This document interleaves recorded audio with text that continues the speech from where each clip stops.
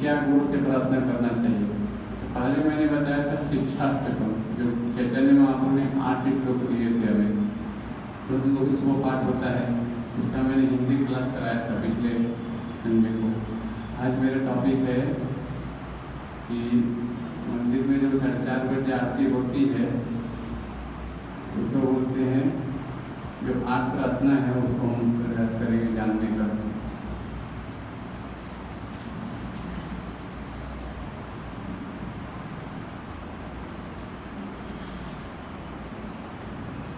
मेरे पीछे बोलेंगे। संसार दावा नरली ढलोका, संसार दावा नरली ढलोका, प्राणाय कारुण्य घन घन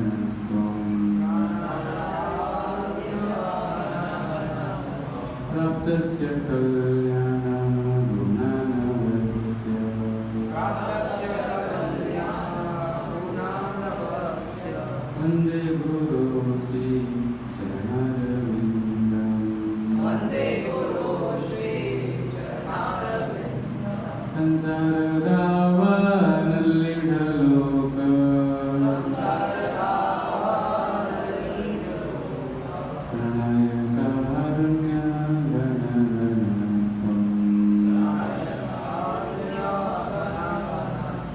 प्राप्तस्य कल्याण गुणानवस्य, प्राप्तस्य कल्याण गुणानवस्य, वन्दे गुरो श्री चरणारविन्दं, वन्दे गुरो श्री चरणारविन्दं।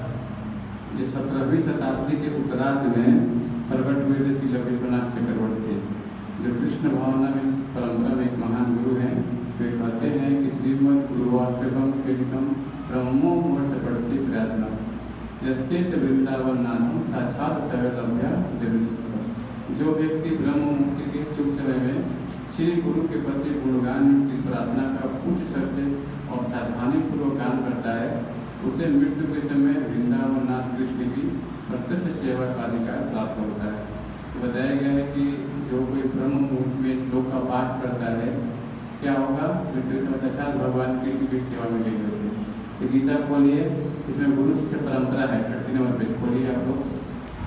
30 नंबर पेज पे गुरु शिष्य परंपरा के बारे में बताया गया है। यहाँ पे जहाँ पे अध्याय 1 चालू हो रहा है ना, वहीं पे देखिए यहाँ पे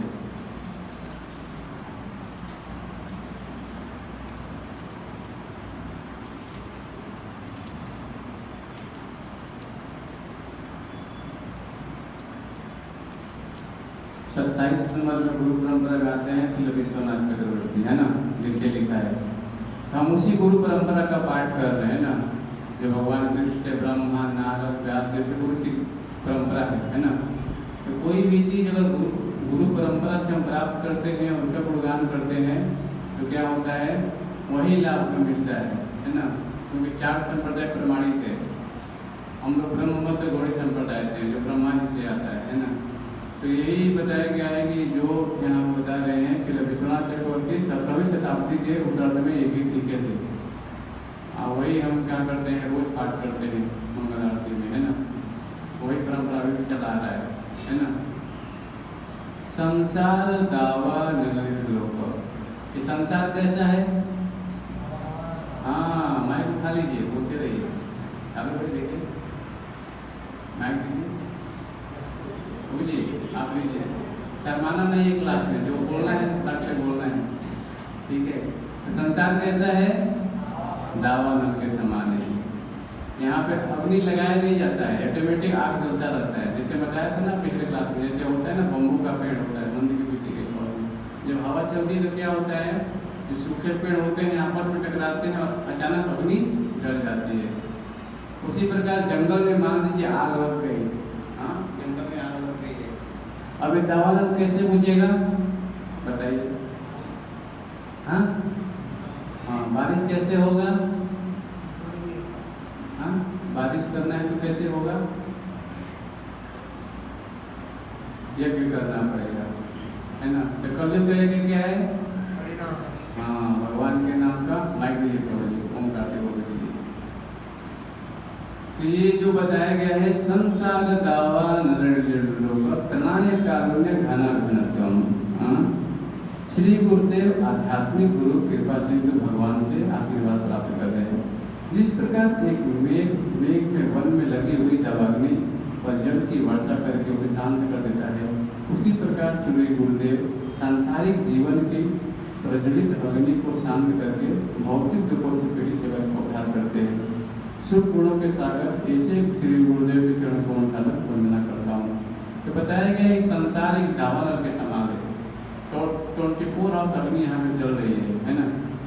और क्या बताया गया है कि मान लीजिए ये जंगल में आग लग गई है तो हम फायर ब्रिगेड या करेंगे तो अग्नि बुझने वाली नहीं। ऑस्ट्रेलिया में लगा था कई महीनों साल में आग, कई महीने तक आग जलता रह गया लेकिन बुझा नहीं। कितने लोगों ने प्रयास किया पानी गिराने का ऊपर से, फिर भी बुझा नहीं। तो गुरु क्या करते हैं, प्रार्थना करते हैं भगवान से।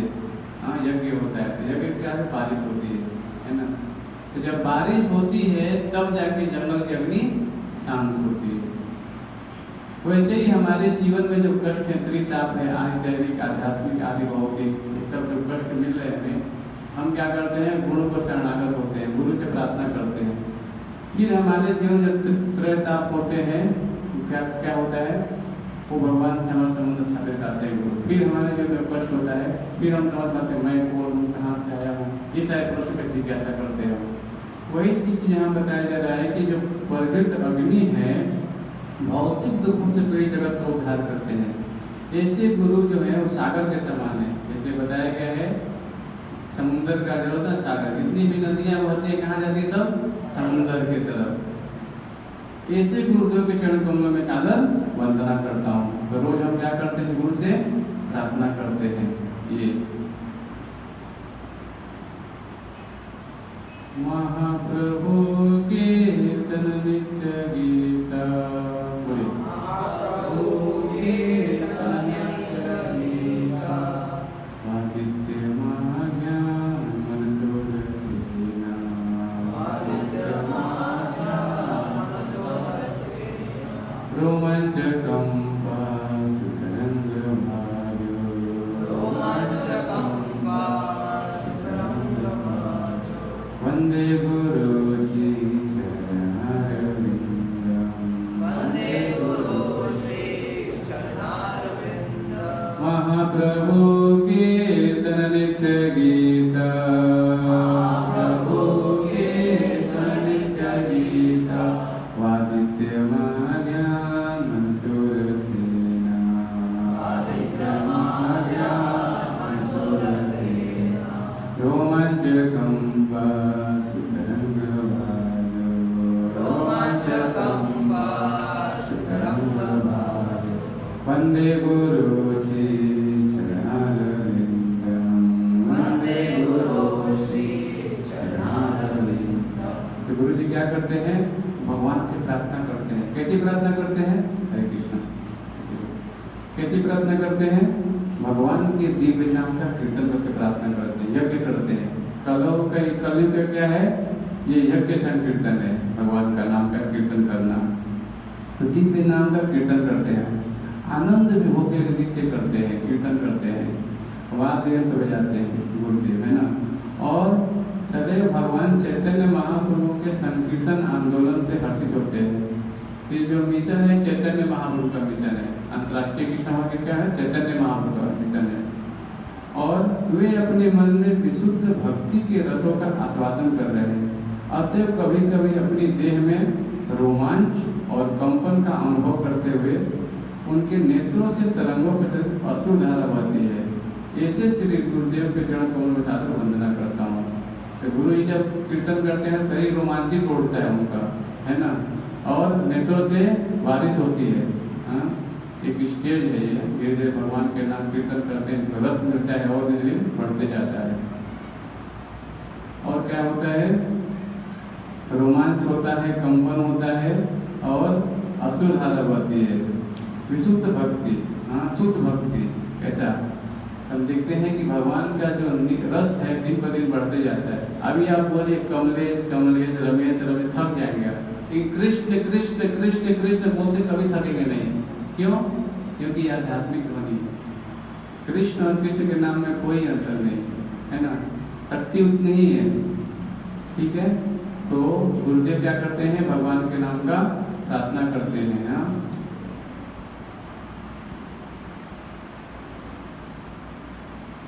श्री विग्रहाराधन नित्य नाना,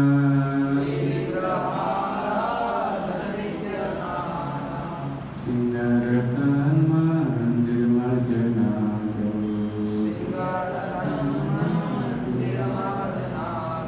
युक्तस्य भक्तां शरणयतोऽपि,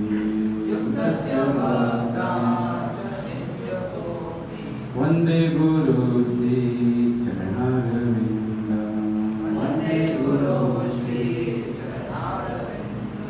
विग्रहाराधन नित्य नाना,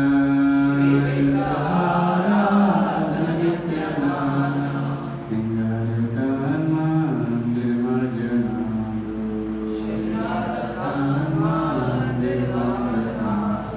युक्तस्य भक्तां शरणयतोऽपि, वन्दे गुरु श्री तो क्या करते हैं गुरुदेव जी, श्री गुरुदेव मंदिर में श्री श्री राधा कृष्ण के अर्चन विग्रहों में के पूजन में रत रहते हैं। सुबह सुबह मंगल आरती क्या करते हैं हम लोग, गुरुदेव क्या करते हैं, भाई क्या सिखाए हैं कि भगवान का अर्चन विधि सिखाए हैं। हाँ, और क्या करते हैं हम, भगवान के अर्चन विधि की सेवा करते हैं। और क्या करते हैं, जो भी भक्त हैं उनको सेवा में क्या करते हैं, संलग्न करते हैं, कीर्तन करते हैं। भक्त लोग कीर्तन गाते हैं, भगवान की आरती और सब कार्य करते हैं। देखिए ये जो जहाँ लिखा है वही हम खुद पालन करते हैं। जो भी शास्त्र में लिखा है विधि विधान, उसके ही हम अंतर्गत सेवा करते हैं भगवान के विग्रह का। वही चीज़ यहाँ बताया जा रहा है। सुबह 4:30 बजे मंगल आरती होती है तो गुरुदेव में सिखाते हैं कि भगवान के अर्चन की सेवा कैसे करना है ना। और क्या करते हैं हम, सुंदर वस्त्र से भगवान का क्या करते हैं, श्रृंगार करते हैं। रोज भगवान को 3 टाइम ड्रेसिंग होता है, सुबह मंगल आरती में अलग, दर्शन आरती में अलग, सोते समय में अलग। 3 टाइम भगवान का ये करते हैं है ना, अर्चन वगैरह का सेवा करते हैं, भगवान का वस्त्रों को बदलना। और क्या करते हैं, मंदिर का मार्जन करते हैं, चेतु दर्पण मार्जन। हाँ, मंदिर की धुलाई करते हैं, सफाई करते हैं। हाँ, तो हम हृदय को कैसे सफाई करेंगे, भगवान के नाम का जप करके। तो मंदिर का भी सेवा करते हैं। देखिए चैतन्य महाप्रभु से हम गुरु गिरजा मंदिर का मार्जन कर रहे हैं। भगवान स्वयं आते हैं और अपने आचरण से सिखाते हैं। स्वयं भगवान चैतन्य महाप्रभु हैं, कृष्ण है, लेकिन वो भी क्या कर रहे हैं, भगवान के मंदिर का मार्जन कर रहे हैं। और क्या करते हैं, इसी प्रकार श्री कृष्ण की अन्य अर्चनाएं भी करते हैं। ऐसे श्री गुरुदेव के चरण कमलों को मैं सादर वंदना करता हूँ। तो गुरु जी हमें सिखा रहे हैं कि कैसे भगवान का सेवा करना चाहिए, है ना। चतुर्विधा श्री भगवत प्रसादो,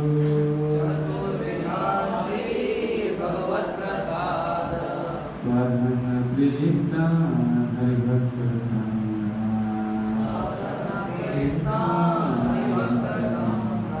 कृतवती भजत सदैव,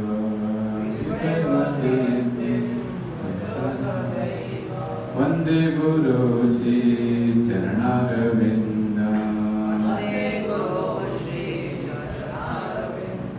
चतुर्विधा श्री भगवत प्रसाद,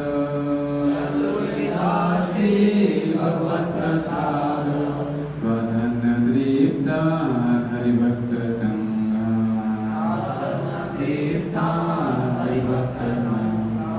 कृतैव तृप्तिं भजत सदैव,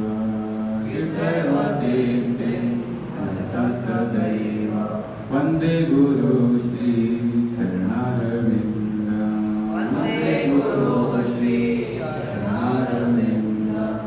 तो श्री गुरुदेव क्या करते हैं, सदैव भगवान श्री कृष्ण को ले जाने अर्थात चाटे जाने वाले, स्यों यानी चबाए जाने वाले, पे अर्थात पिए जाने वाले, चूस यानी चूसे जाने वाले, इन 4 प्रकार के स्वादिष्ट भोगों का अर्पण करते हैं। जब श्री गुरुदेव यह देखते हैं कि भक्तगण भगवान का प्रसाद ग्रहण करके तृप्त हो गए, तो वे भी तृप्त हो जाते हैं। ऐसे श्री गुरुदेव के चरण कमल में सादर वंदना करता हूँ। तो भगवान को रोज बाल भोग लगता है। जब भगवान का ड्रेसिंग हो गया, सब कुछ करे, तो भगवान को खिलाना चाहिए ना। तो रोज मंदिर हमारे बाल भोग लगता है। तो 4 प्रकार का उसमें दिया जाता है। क्या क्या दिया जाता है? एक रबड़ी दिया जाता है, दूसरे में है ना चबाया जाता है, फिर पिए जाने वाले जूस और चाटे जाने वाले तक खीर, अलग अलग 4 प्रकार के 5 प्रकार के आइटम भगवान को रोज भोग लगता है, बाल भोग लगता है। तो देखते हैं गुरुदेव की जब भगवान को प्रसाद अर्पण किया, जब भक्त खा के तृप्त हो गए, वो भी तृप्त हो जाते हैं। पर दुखे दुखी, पर सुखे सुखे। वैष्णव क्या गुण है? जब देखता है एक व्यक्ति दुखी है तो वो भी दुखी हो जाता है, जब एक व्यक्ति सुखी है तो वो भी सुखी। ऐसे गुरुदेव क्या करते हैं? संसार में देखते हैं जो जीव दुख है उनको भी कष्ट होता है, वो भी क्या करते हैं? कृष्ण की सेवा लगाते हैं। जब देखते हैं वो व्यक्ति खुश हो गया तो भी खुश हो जाते हैं। ये वैष्णव का लक्षण है ना। आगे बढ़ेंगे। श्री राधिका माधवयोर पार, श्री राधिका माधवयोर पार, माधुर्य लीला गुरुरूप नाम, माधुर्य लीला गुरुरूप नाम,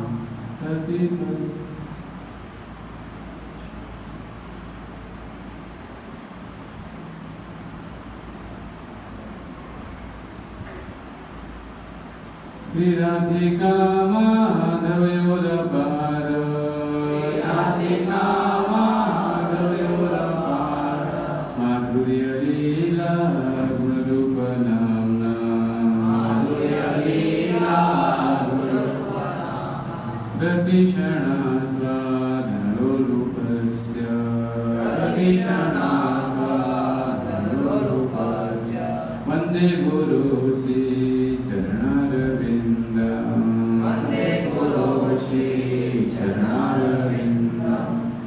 श्री राधिका माधवयोर पार। क्या करते हैं गुरुदेव?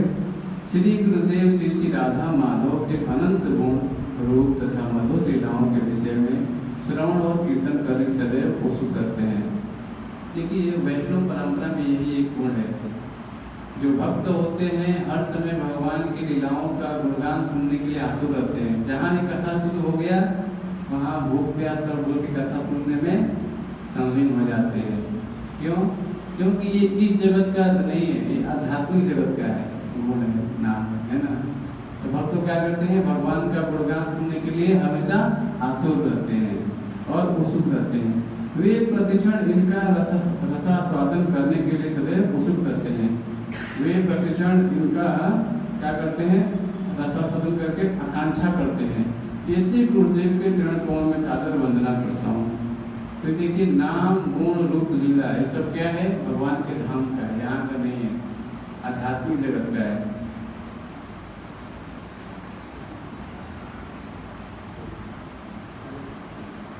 तो देखते हैं, तो हम देखते हैं कि आध्यात्मिक जगत में जो नित्य वस्तु है वो है नाम, भगवान के गुण रूप लीला और माधुर्य। ये यहाँ की वस्तु है ही नहीं। जैसे कोई व्यक्ति अमेरिका का है, मान लीजिए आता है, आपसे मिलता है, वहाँ गुणगान करता है, हमें जाने की इच्छा हो जाती है। वैसे ही जब भगवान गुरु साधु साथ हमें शास्त्र प्रदान करते हैं, जब हमें पढ़ते हैं, हाँ, तो हमें क्या होता है? इच्छा होती है उस जगत के बारे में जानने की। वही चीज़ यहाँ बताया जाता है कि नाम गुण रूप लीला माधुर्य ये सब भगवान के धाम की नित्य वस्तु है ना। और इसको हम समझ सकते हैं केवल गुरु साधु शास्त्र से ही समझ सकते हैं, अन्य कोई विधि से जान नहीं सकते, है ना। निकुंजयो नौरथ गेली सीधे,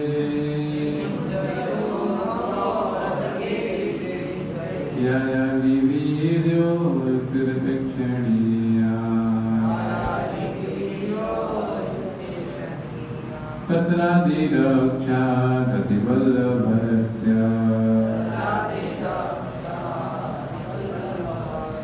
वन्दे गुरु श्री चरणारविन्दं। श्री गुरुदेव अति प्रिय हैं क्योंकि वे वृंदावन के निकुंजों में श्री श्री राधा कृष्ण की माधुर्य लीलाओं के अत्यंत श्रेष्ठ से संपन्न करने के लिए विभिन्न प्रकार के आयोजित करते हुए गोपियों की सहायता करने में विपुल हैं। ऐसे श्री गुरुदेव चरण को सादर वंदना करता हूँ। ये वृंदावन धाम जो है भगवान का नित्य जगत है ना।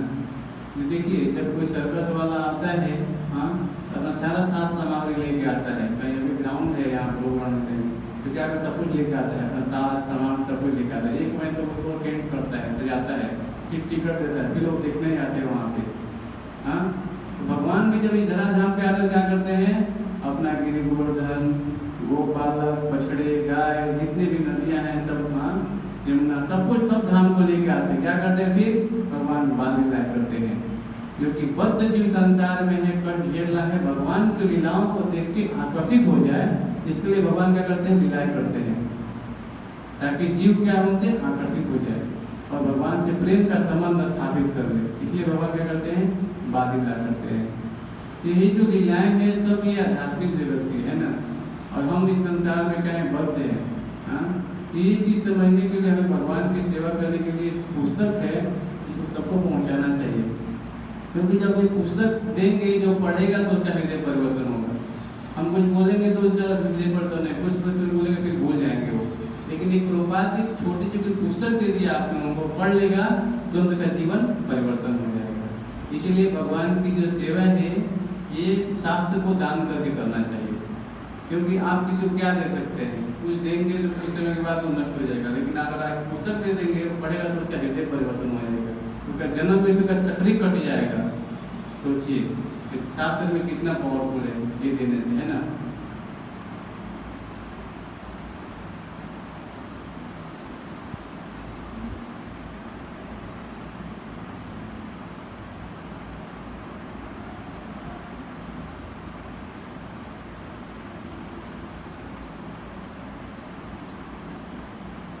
साक्षादरित्वेन समस्त शास्त्रे, उक्तस्तथा भावदेव सद्भिः। किन्तु प्रभोर्य प्रिय एव तस्य,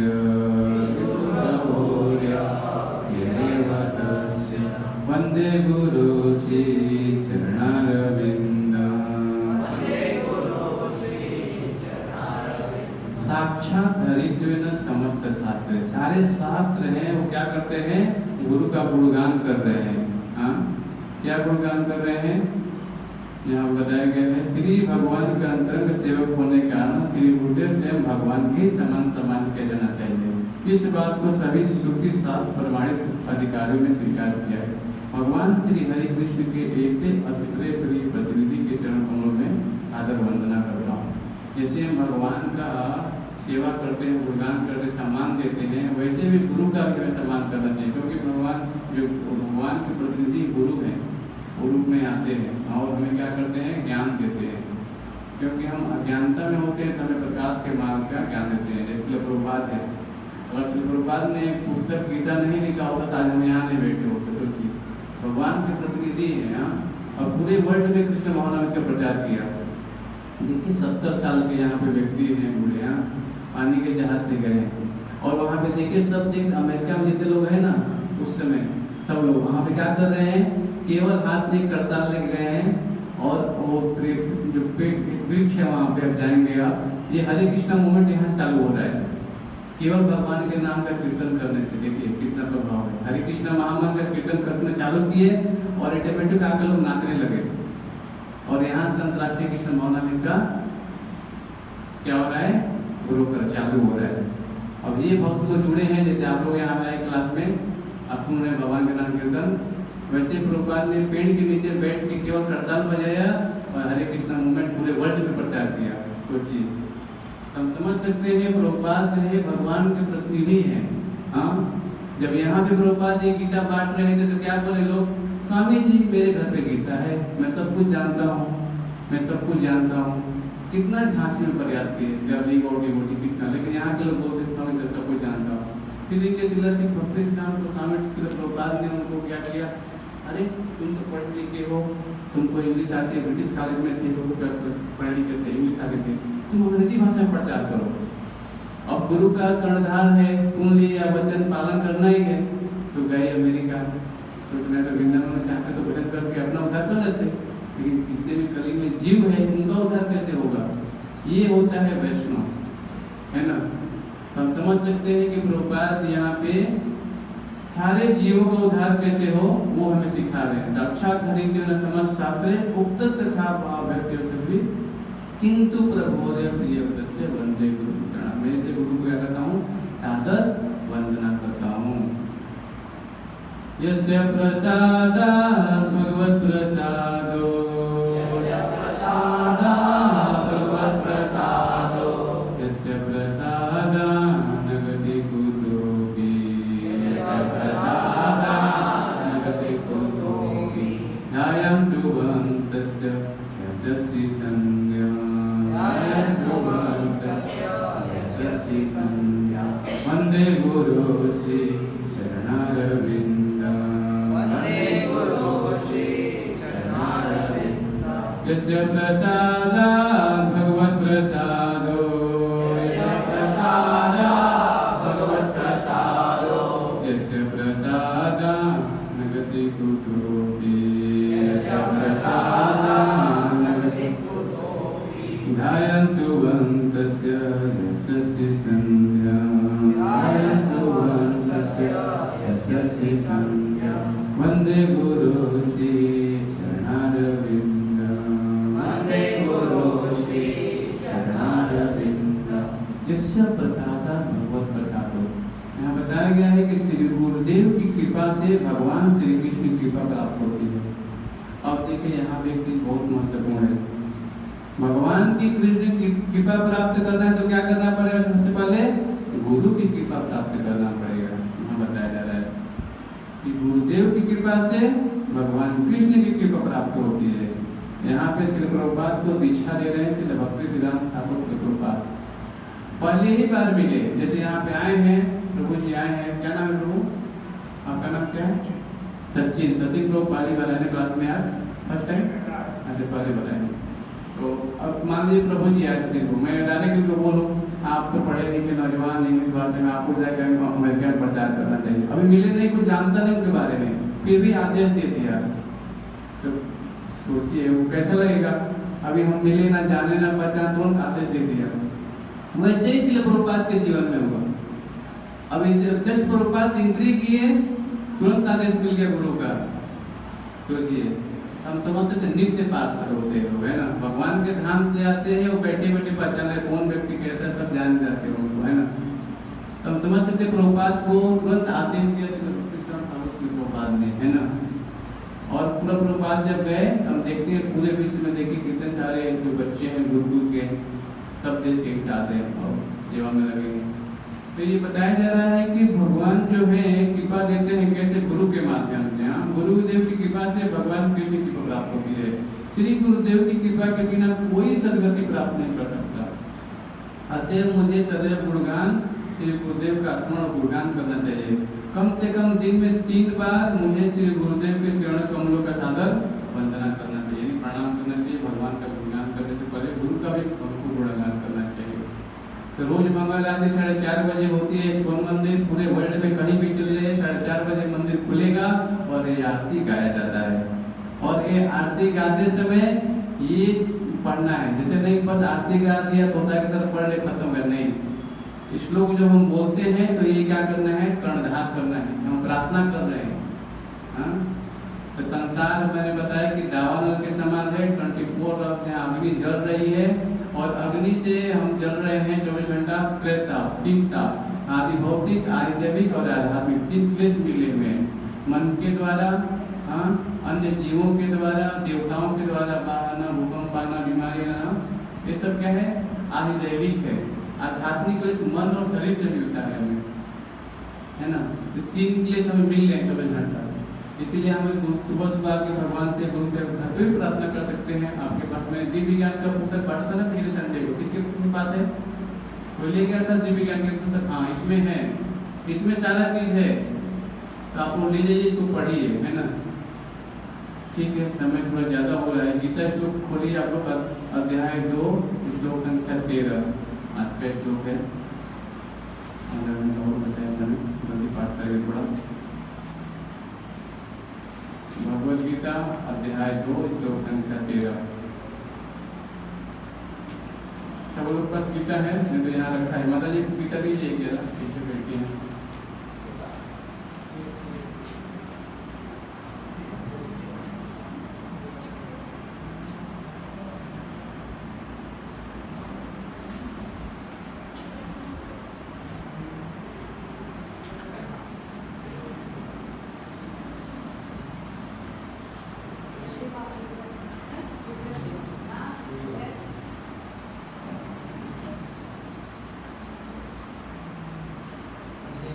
मेरे पीछे बोलेंगे सब लोग।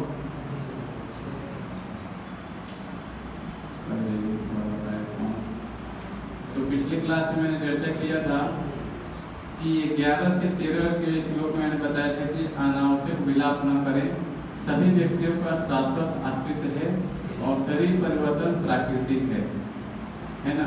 ये मैंने चर्चा किया था आप लोगों से, पिछले क्लास में मैंने बताया था। तो आज 13 नंबर श्लोक पढ़ेंगे हम।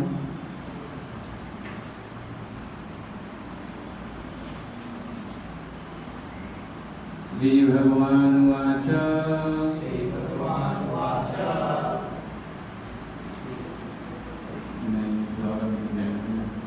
देहिनोऽस्मि तथा देहे कौमारं यौवनं जरा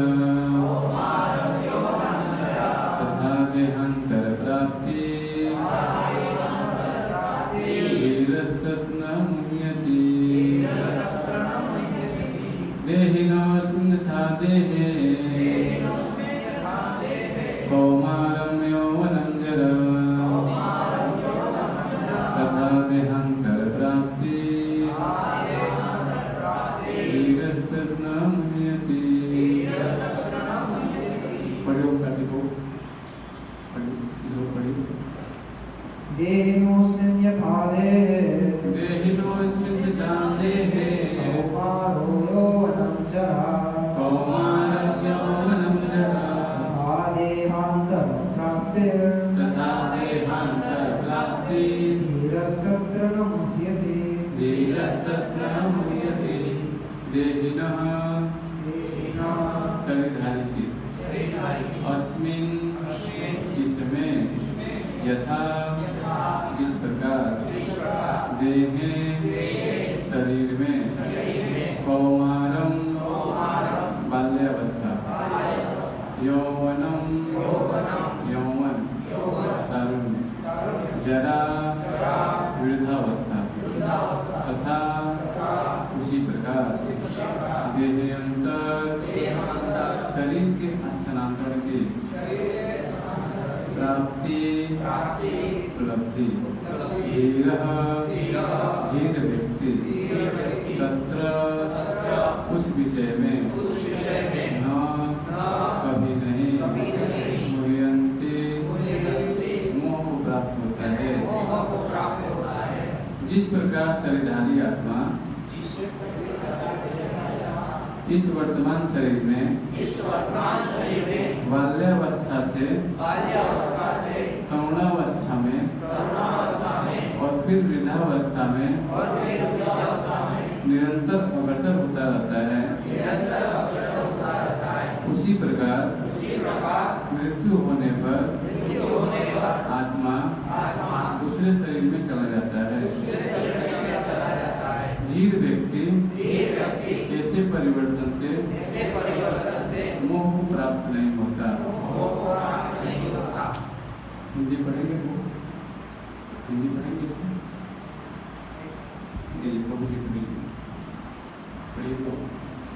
प्रत्येक जीव एक व्यष्टि आत्मा है। वह प्रतिक्षण अपना शरीर बदलता रहता है, कभी बालक के रूप में, कभी युवा तथा कभी वृद्ध पुरुष के रूप में। तो भी आत्मा वही रहता है, उसमें कोई परिवर्तन नहीं होता। यह व्यष्टि आत्मा मृत्यु होने पर अंतोतत्व एक शरीर बदलकर दूसरे शरीर में देहांतरण कर जाता है और चूंकि अगले जन्म में उसको शरीर मिलना अवश्य असंभवी है, चाहे वह शरीर आध्यात्मिक हो या भौतिक। बस यहाँ पे हम देखते हैं कि प्रत्येक जो व्यष्टि आत्मा है प्रतिक्षण अपना क्या कर रहा है, शरीर बदल रहा है। पहले हम बालक थे, अभी युवा हो गए, फिर धीरे धीरे हमारी अवस्था बढ़ रही है, वृद्धावस्था, ऐसे फिर क्या हो गया, शरीर का परिवर्तन हो रहा है। आप लोग देखिए प्रभुपाद ने एक पिक्चर बनाया है यहाँ पे, कैसे परिवर्तन हो रहा है शरीर का। हाँ यहाँ पे दिख रहा है ना, बस यही चीज यहाँ पे हम समझ सकते हैं कि बाल्यावस्था से प्रौढ़ावस्था में शरीर क्या धीरे धीरे परिवर्तन हो रहा है। और एक चीज यहाँ बताया जा रहा है कि आत्मा वही रहता है, आत्मा कोई क्या है परिवर्तन नहीं हो रहा है, केवल शरीर क्या हो रहा है हमारा बदल रहा है। और क्या बताया जा रहा है, यह व्यष्टि आत्मा मृत्यु होने पर अंततोगत्वा एक शरीर बदलकर दूसरे में देहांतर कर जाता है, क्योंकि अगले जन्म में इसको शरीर मिलना अवश्य भावी है, चाहे वह शरीर आध्यात्मिक हो या भौतिक। अब हमें समझना पड़ेगा कि आध्यात्मिक और भौतिक, अभी आपको से मेरा प्रश्न है कि हमें जो शरीर मिला ये कौन सा शरीर है? हाँ, ये कौन शरीर है? भौतिक। और यह बताया जा रहा है कि आध्यात्मिक। आप भगवत गीता क्लास में भक्ति करने क्यों आ रहे हैं? क्या आपका लक्ष्य है? शरीर कैसा मिले हमें? आध्यात्मिक। हाँ, यही हम क्या कर रहे हैं, प्रयास कर रहे हैं कि हम भक्ति करके भगवान, हे भगवान मुझे आध्यात्मिक शरीर प्रदान कर दिए, है ना, इसमें जन्म मृत्यु नहीं होगा। हाँ, आध्यात्मिक शरीर में ना बुढ़ापा होगा ना कष्ट होगा, हम चाहते हैं ऐसा ना। हाँ, इसीलिए हम क्या कर रहे हैं, प्रयास कर रहे हैं। अन्य कोई विधि काम नहीं करेगी, किसी योग करेंगे जाके चाहे कुछ करेंगे तो फिर कुछ काम नहीं करेगा आपका। केवल भक्ति ही ऐसा माध्यम है जिससे हमें क्या होगा, भगवान हमें वो चीज देंगे, बाकी कोई अन्य काम नहीं करेगा। हम यहाँ पे समझ सकते हैं, यहाँ बताया जा रहा है, अतः अर्जुन के लिए तो भीष्म नहीं द्रोण के लिए शोक करने कोई कारण था, अपितु उन्हें प्रसन्न होना चाहिए था कि अपने पुराने शरीरों को बदलकर नए शरीर धारण करेंगे, इस तरह नई शक्ति प्राप्त करेंगे। इस शरीर परिवर्तन से जीवन के दिए गए कर्म के अनुसार नाना प्रकार के सुखों को भोग या कष्टों का लेखा हो जाता है। यहाँ पे एक ही बताया जा रहा है कि शरीर परिवर्तन जीवन में किए गए कर्म के अनुसार। अब देखिए जैसा हम कर्म करते हैं वैसा हमारा रिजल्ट बन रहा है, इसीलिए कर्म क्या है, बंधन का कारण हमें समझना पड़ेगा। पुण्य और पाप दोनों बंधन का कारण है। एक किसको किसको विश्वास है, आप बताइए जरा। पुण्य भी बंधन कारण है, पाप भी बंधन कारण है, बताइए। बहुत अच्छा, हमें समझना पड़ेगा कैसे, इसका कोई उदाहरण बताएंगे? बताइए, ओम कार्तिक बोल दीजिए, कैसे प्रभु बताइए। जैसे कि कोई डोनेशन करता है या फिर स्कूल एजुकेशन या कुछ खोलाता है तो टू सेटिस्फाई हिज डिजायर्स, मतलब वापस उसको एक और बॉडी मिलेगा। हाँ, जो भी उसने पुण्य किया वापस एक बॉडी जन्म मिलेगा इसमें। प्रभु जी बहुत अच्छा उदाहरण दिए। और एक चीज उदाहरण आता है, जैसे आप देखते हैं ना कि बहुत सारे लोग कर्म करते हैं, जैसे कुएं खुदवाना, हॉस्पिटल करना और भी बहुत सारी चीज बनाते हैं, लेकिन हम देखते हैं कि वो जो कर्म करते हैं उस कर्म का अगले जीवन को रिजल्ट मिलेगा। ऐसा नहीं कि कर्म कर दे रिजल्ट नहीं, हर एक चीज का कर्म का रिजल्ट बनता जाता है संसार में।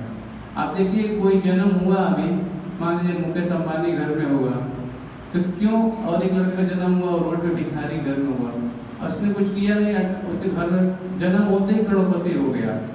अब सोचिए तो धन किया क्या था, और एक जन्म हो रहा है तो भिखारी के घर में हो रहा है। आप प्रश्न कर सकते हैं ऐसा क्यों हो रहा है? क्योंकि पिछले जन्म में वो क्या किया है, कुछ ऐसा कार्य किया है, डायरेक्ट धनी परिवार में जन्म हो गया। भगवान अभी गीता में भी आएगा, इसका भी हम चर्चा करेंगे आगे ना। तो हम देखते हैं कि ये जो है कर्म का बंधन है ना, इसीलिए पाप कर्म बंधन कारण है और पुण्य कर्म भी, लेकिन भक्ति क्या है, इन दोनों से सबसे ऊपर है ना। हम पढ़ेंगे, अभी आएगा, उसको बोलते हैं 3 चीज होता है, कर्म, विकर्म और अकर्म। इसके बारे में जब चर्चा करेंगे तो इस पर हम डिस्कस करेंगे, धीरे बताएंगे आप लोगों को। तो यही चीज यहाँ बताया जा रहा है कि जो कर्म है नाना प्रकार के सुखों भोग से कष्टों का लेखा जोखा हो जाता है। क्योंकि भीष्म और द्रोण साधु पुरुष थे। देखिए भीष्म ने क्या किया था, ब्रह्मचर्य का पालन किया था और बता रहे थे कि वो जो राजमहल में रहते थे, उन्होंने एक लिया था प्रण कि जो भी हस्तिनापुर की कुर्सी पे बैठेगा उसी का मैं बात मानूंगा। अब तो बैठ गया दुर्योधन तो न चाहते उसकी पालन तो करना पड़ेगा। उन्होंने प्रतिज्ञा ही ऐसा ले लिया था कि जो भी कुर्सी बैठेगा उसी का मैं सेवा करूंगा। धृतराष्ट्र बैठे थे, उनका पुत्र था दुर्योधन, जैसा बोले वैसे कार्य करना पड़ता, न चाहते हुए भी क्या करना पड़ेगा, उनको फंसना पड़ा भी करने। आप महाभारत पढ़ेंगे, गीता पढ़ेंगे, उसमें आया था कि उनकी बुद्धि मलिन हो गई थी। क्यों? क्योंकि उनका अन्न खाते खाते, इसीलिए जब जाते हैं चरसैया पे सोए जाते हैं तो महाराज लेके जाते हैं, भगवान कृष्ण लेके जाते हैं युधिष्ठिर, चलिए अभी भीष्मदेव का शरीर का त्याग करने का समय हो गया, चलिए उनसे थोड़ा ज्ञान लेके आइए कि राज्य कैसे करना है। ऐसा लेके जाते हैं क्योंकि भीष्मदेव पुत्रायण में शरीर का छोड़ना होता है उनका। तो 5 पांडव जाते हैं, युधिष्ठिर महाराज जाते हैं कि अभी तो हमारा राज्य है, कैसे संचालन करना है, बताइए, कुछ हमें उपदेश दीजिए। हम देखते हैं कि वहाँ पे भगवान कृष्ण युधिष्ठिर महाराज पूछते हैं, पूछिए, बहुत समय कम है, पूछिए। तो वहाँ पे बहुत सारा भागवतों में आता है, फर्स्ट कैंटो में 7वें अध्याय में, तो हम देखते हैं वहाँ पे दुर्योधन द्रौपदी भी होती है साथ में, तो बहुत सारा उपदेश देते हैं भीष्म, बहुत सारा देते हैं, राज्य कैसे चलाना है सब देते हैं। तो एक बार द्रौपदी हंसने लगती है। क्या? हंसने लगती है, आप तो बहुत बहुत ज्ञान दे रहे थे, उस समय आपका ज्ञान कहाँ चला गया था? जिस समय मेरा शरीर साड़ी है उतारा जा रहा था, निरोस्त किया जाता, उस समय आप क्या कर रहे थे? तो क्या बोलते हैं भीष्मदेव, मालूम है? कौन बताएगा? क्या बोलते हैं? हाँ बताइए, बताइए।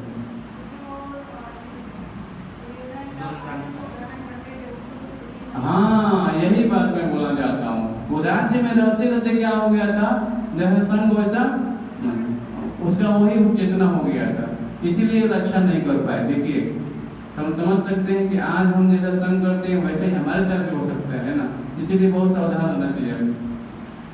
हम समझ सकते हैं कि शास्त्र में से अनेक उदाहरण मिलते हैं। वैसे भी यहाँ द्रोणाचार्य हैं, कृपाचार्य हैं, ये सब होते हैं। आर्थिक सहायता लेने के कारण वो इधर कैसे फंसे गए, देखिए युद्ध में सब जानते हैं, सब कुछ जानते हैं, लेकिन फिर भी वो धर्म का पालन नहीं कर पा रहे। क्यों? आर्थिक सहायता लेने के कारण केवल। हम समझ सकते हैं कि शास्त्र में क्या करते हैं, आगाह कर रहे हैं कि क्या सही है क्या गलत है, हमें बहुत सावधानी से सोचना चाहिए। आगे क्या बताया जा रहा है यहाँ पे, चूंकि भीष्म द्रोण साधु पुरुष के इसलिए अगले जन्म उन्हें आध्यात्मिक शरीर प्राप्त होंगे। देखिए शास्त्र में बता रहे साधु पुरुष के हैं तो क्या दर्शन मिलेगा मिलेगा, क्योंकि कर्म ऐसा है, फिर भी कर्म में फंस रहे हैं, लेकिन भगवान की कृपा है अभी तक उन्होंने कोई ऐसा नहीं किया, नहीं तो कम से कम स्वर्ग में भोग के करने के अनुसार तो प्राप्त होंगे। अतः दोनों ही दशाओं में शोक करने का कारण नहीं था। जिस मनुष्य की व्यष्टि आत्मा परमात्मा का भौतिक और आध्यात्मिक प्रकृति का पूर्ण ज्ञान होता है वह धीर कहलाता है। तो धीर पुरुष का यहाँ परिभाषा दिया गया। धीर व्यक्ति कौन है, उसका यहाँ परिभाषा, जो जानता है कि आत्मा क्या है, परमात्मा क्या है, भौतिक शरीर क्या है, आध्यात्मिक शरीर क्या है, पूर्ण ज्ञान है उसको, वो क्या है, धीर व्यक्ति। ऐसे मनुष्य कभी भी शरीर परिवर्तन द्वारा ठगा नहीं जाता। शरीर चाहे किसी भी योनि में चले जाए उसको ठगा नहीं जाएगा, क्योंकि पूर्ण ज्ञान है उसको।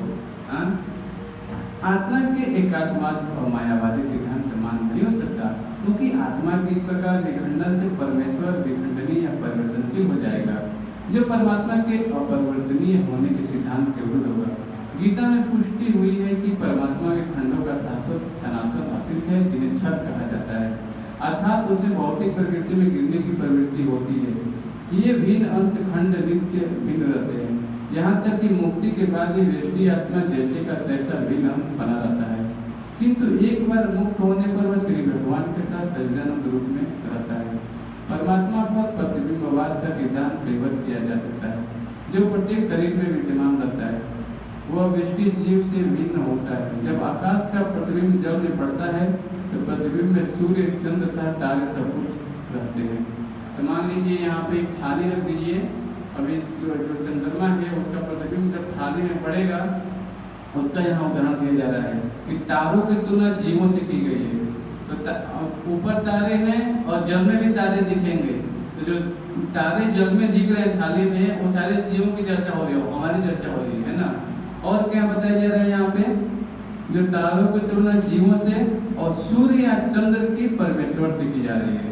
देखिए सूर्य और चंद्रमा, ये भगवान परमेश्वर की चर्चा हो रही है वहाँ पे, है ना। तो सूर्य तारे अलग हैं और सूर्य और चंद्रमा जो है उसके भगवान से तुलना दिया जा रहा है। आगे क्या बताया जा रहा है, व्यष्टि अंश आत्मा को अर्जुन के रूप में और परमात्मा को श्री भगवान के रूप में प्रदर्शित किया जा रहा है। हम देखते हैं कि जो अर्जुन को बताया जा रहा है यहाँ पे अंश बताया जा रहा है, जैसे ममैवान का जीव लोग के जीव होता सनातन भगवान का अंश है ना। तो अर्जुन ही भगवान क्या है, अंश है, और भगवान ज्ञान दे रहे हैं अर्जुन को। और क्या बता रहे हैं यहाँ पे, जैसा कि चतुर्थ अध्याय के प्रारंभ में स्पष्ट है कि वही एक ही स्तर पर नहीं होते। यदि अर्जुन कृष्ण के समान स्तर पर हो और कृष्ण अर्जुन से श्रेष्ठ न हो तो उनमें उपदेशक तथा उपदिष्ट का संबंध अर्थहीन होगा। हम समझना पड़ेगा, यदि ये दोनों माया द्वारा मोहित होते तो एक को उपदेशक तथा दूसरे को उपदिष्ट होने की कोई आवश्यकता नहीं होती। ऐसा उपदेश व्यर्थ हो, क्योंकि माया के चंगुल में रहकर कोई प्रमाणिक उपदेशक नहीं बन सकता। इसी परिस्थितियों में यह मान लिया जाता है कि भगवान किसी परमेश्वर हैं जो पद में माया द्वारा विस्मित अर्जुन पृथ्वी से श्रेष्ठ है। हमें एक बात यहाँ समझना पड़ेगा कि भगवान बोलते हैं प्रकृति क्रियमाणानि गुणे कर्माणि सर्वस्य अहंकार विमूढ़ता करता है मेरी मंदिर। तो भगवान प्रकृति गुणों के प्रभाव में नहीं आते हैं, ये हमें बात ध्यान को समझ लेना पड़ेगा। भगवान मायाधीश है ना, वो सारे प्रकृति के ऊपर पैर रखे हैं। देखिए यहाँ पे आप लोगों को दिखाया था पिक्चर, तो भगवान इस पे चंगुल में नहीं फंसते हैं। देखिए ये जो है ना, भगवान प्रकृति के रजोगुण तमोगुण सत्वगुण है प्रकृति के ऊपर है ना। हम समझ सकते हैं कि जो अर्जुन है वो क्या है, अर्जुन को भगवान सेंटर में रख रहे हैं, भक्त है भगवान के। वो हमारे लिए ऐसा बता रहे हैं कि हम बद्ध जीव हैं, हमको कैसे बाहर निकलना है ये हमें यहाँ बताया जा रहा है। तो हमें समझना पड़ेगा कि केवल अर्जुन को भगवान सेंटर में रख रहे हैं और हमारी ऐसी स्थिति है ना। तो एक है उपदेशक, तो भगवान कृष्ण है, वो कोई माया के बंधन में नहीं आते हैं। जो व्यक्ति जान जाता है वही चीज यहाँ बताया जा रहा है।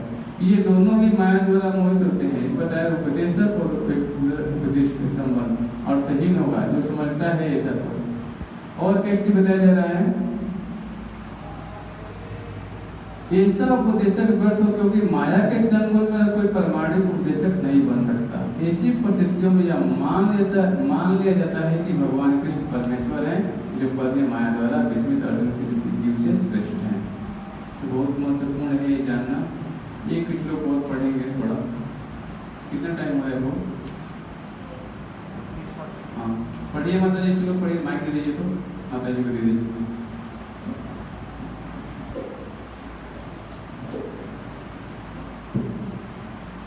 श्लोक पढ़िए, 14 नंबर। हाँ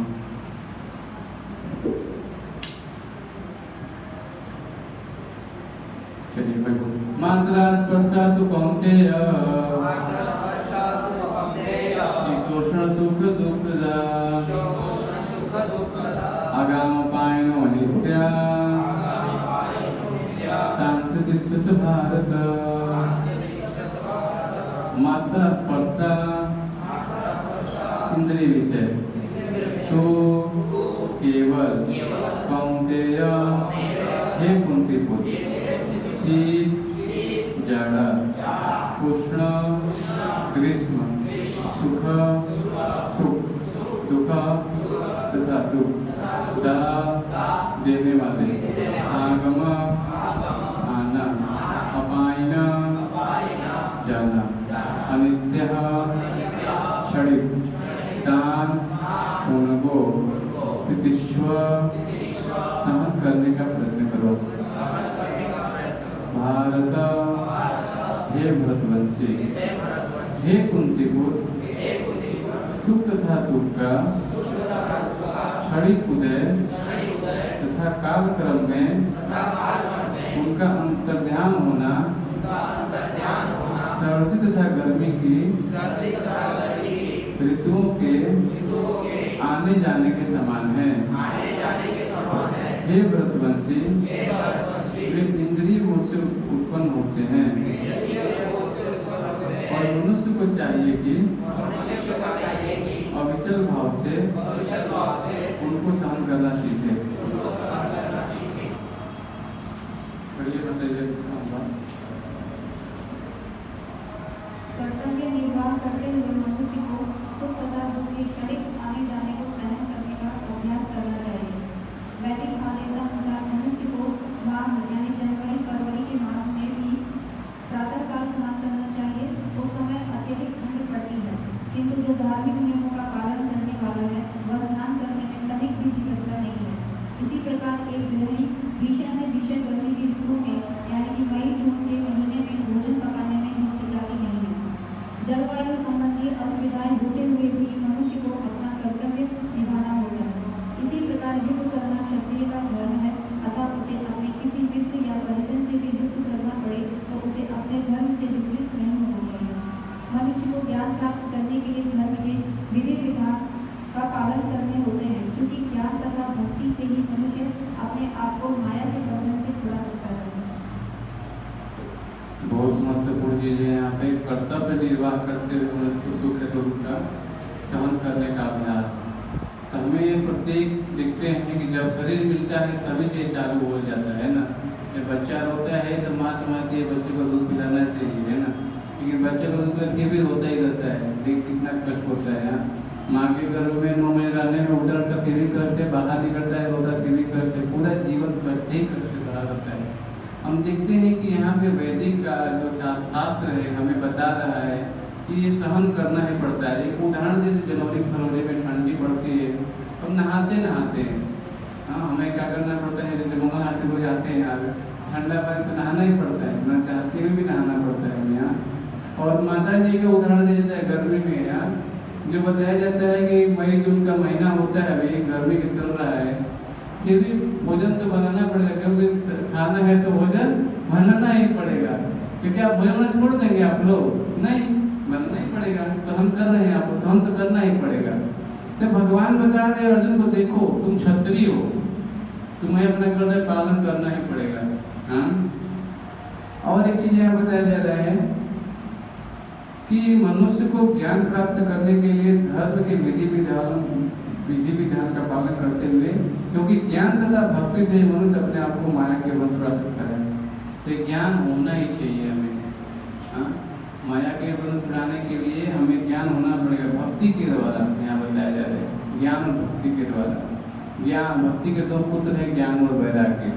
आप लोगों को कहानी सुनाता हूँ। एक बार नारद मुनि थे, तो देखे कि जो भक्ति है, जो चली गुजरात में आते थे, बुढ़ापा व्यक्त कर दिया।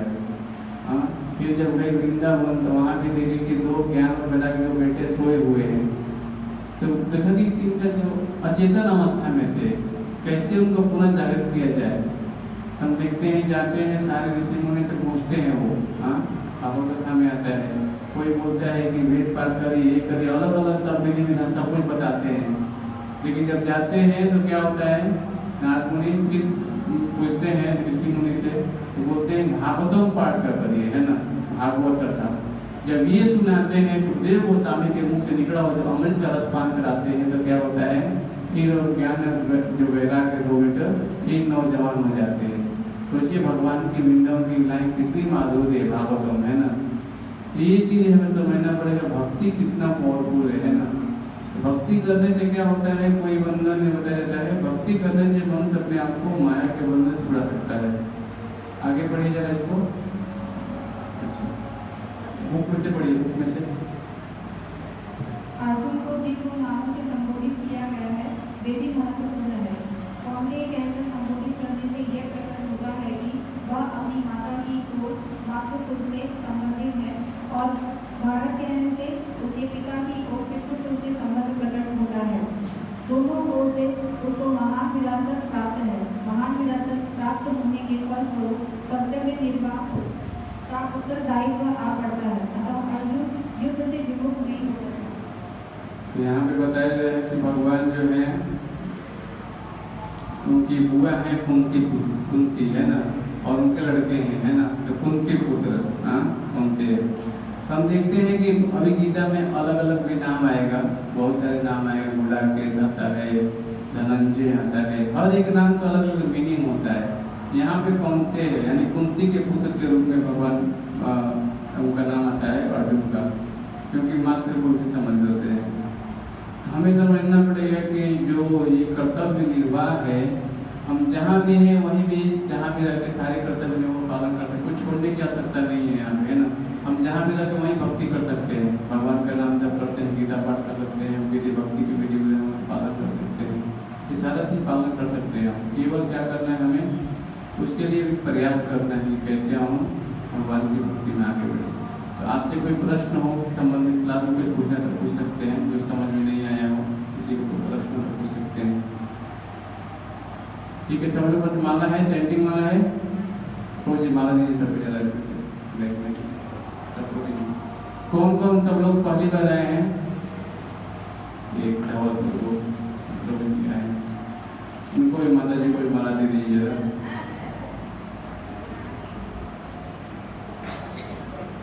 सब लोग अपने घर में एक माला रखिए, भगवान के नाम का जप करिए रोज, सुबह सुबह भगवान के नाम का जप करना जरूरी है।